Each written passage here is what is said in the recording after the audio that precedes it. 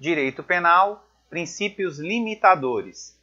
Continuando os estudos dos princípios limitadores do direito penal, vamos falar agora do princípio da reserva legal, também conhecido como princípio da legalidade ou ainda como princípio da estrita legalidade. Sua expressão em latim é nullum crimen nulla poena sine lege.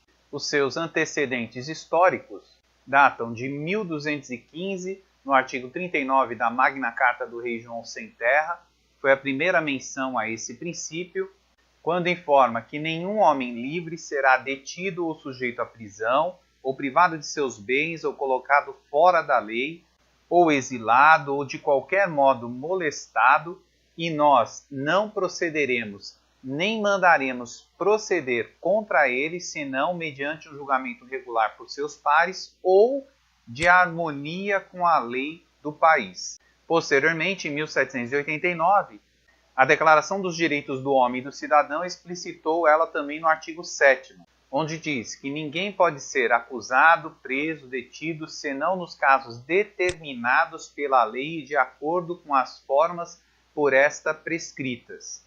Daí, em 1801, Johann Feuerbach introduziu esse princípio nos estudos latino-americanos. Já no Brasil, ele é previsto em todos os códigos penais nacionais, desde o Império, e atualmente ele está prescrito no artigo 5º, inciso 39 da CF, que diz que não há crime sem lei anterior que o defina, nem pena sem prévia cominação legal, estando, portanto, circunscrito dentre os direitos fundamentais, sendo dessa forma cláusula pétrea, que é repetido no artigo 1º do Código Penal, com as mesmas letras. E caso você tenha o nosso livro, poderá clicar aqui e ler o artigo. A função básica desse princípio determina a exclusividade da lei, tanto formal como material, para criar delitos ou penas, conforme lido no artigo 5º, inciso 39. Nesse particular, temos que a legalidade formal impõe a obediência do procedimento legislativo correto e descrito em lei para que a lei tenha validade. Já a legalidade material diz respeito ao conteúdo da norma, que deve estar relacionado com todo o ordenamento jurídico. Portanto, não adianta uma lei ser formalmente correta e materialmente ir contra o ordenamento. Daí teremos que, segundo o princípio da reserva legal, somente leis ordinárias ou lei complementar podem criar delitos ou penas. Temos também uma nomenclatura similar que utiliza o princípio da reserva legal como princípio da legalidade. No entanto, alguns doutrinadores afirmam que qualquer instrumento legislativo poderia criar crimes ou penas, o que não é aceito nem na jurisprudência e nem na maior parte da doutrina. Temos ainda uma outra nomenclatura que chama o princípio como princípio da estrita legalidade. Ele é muito utilizado no direito administrativo e no direito tributário.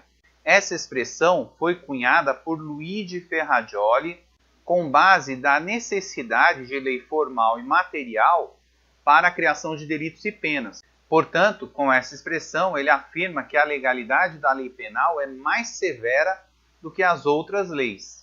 Essa afirmação está em perfeita consonância com o que foi afirmado por Franz von Liszt, conforme estudado na Escola Moderna Alemã, que faz parte das escolas intermediárias, quando apontou em seu Tratado de Direito Penal Alemão, em 1881, que o Código Penal é a Magna Carta do delinquente.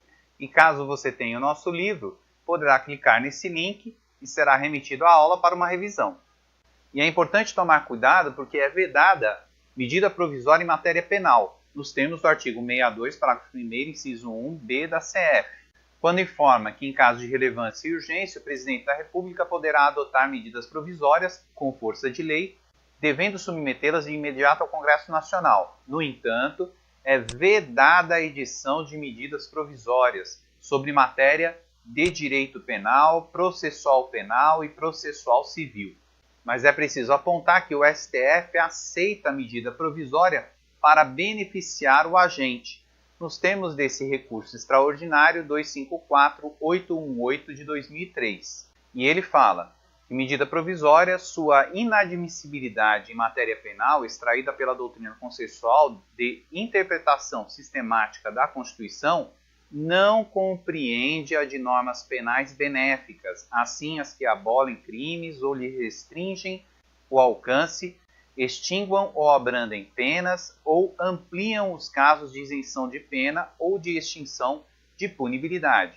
Esse princípio é o fundamento jurídico do princípio da taxatividade, que impõe ao legislador a determinação do tipo penal e da sanção penal e impõe ao juiz a máxima vinculação ao mandamento. Portanto, ele proíbe expressões equívocas, vagas ou ambíguas, e bem como proíbe a analogia in malam partem. Entretanto, ele permite a analogia in bonam partem, salvo nos casos de conceitos valorativos, que são expressões indeterminadas, são encontradas no ordenamento jurídico, porque nesse caso o magistrado ele deve complementar esse conceito. Um exemplo disso seria o artigo 158 do CP, que é o crime de extorsão, quando fala constranger alguém. Obviamente, isso não está determinado na legislação, e aí o juiz precisa complementar esse entendimento. O fundamento político desse princípio é a proteção do ser humano contra o arbítrio do Estado. Lembrando aqui das aulas anteriores que tivemos sobre a história do direito penal, e é muito importante você entender isso, e esse princípio é considerado direito fundamental de primeira dimensão. Isso será estudado em direito constitucional.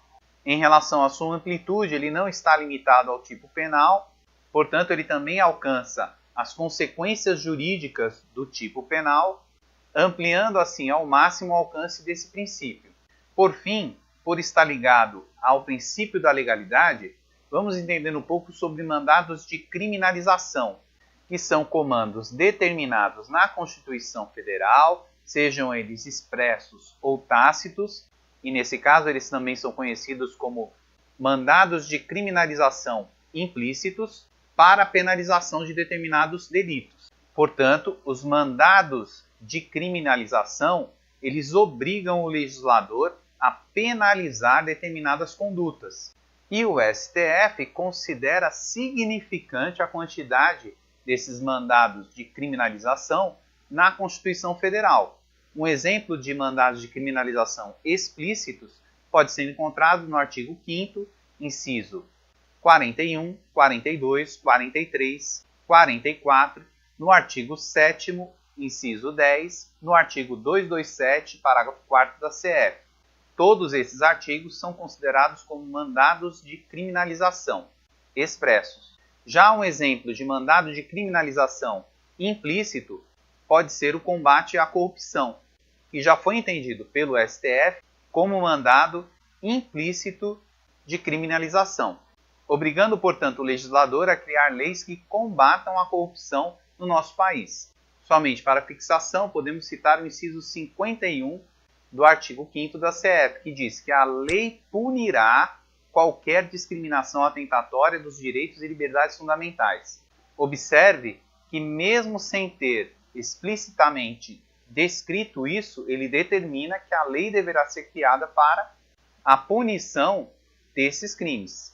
Entretanto, na prática, é preciso entender que, como quem faz as leis em nosso país também estão contaminados pela corrupção, obviamente eles vão ter resistência em cumprir esses mandados de criminalização.